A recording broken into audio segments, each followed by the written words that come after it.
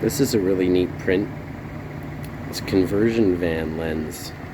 There's 4 side marker lenses there, and they're made from transparent PETG. This is the Flashforge Creator Pro. That bed surface does a wonderful job of releasing PETG. It sticks like glue until about 50 degrees, 40 degrees, and then the parts just pop right off. But I'm really happy with Flashforge Creator Pro. It's been a great printer. Always produces great quality prints. It's got dual extrusion, and you can't really complain.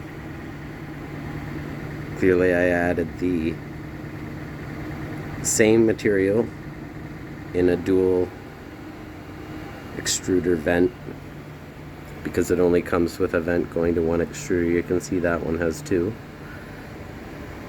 But all in all, this has been a really smooth operating printer. Works very reliably. Never really have to worry once you get the filament dialed in. This is a really great printer.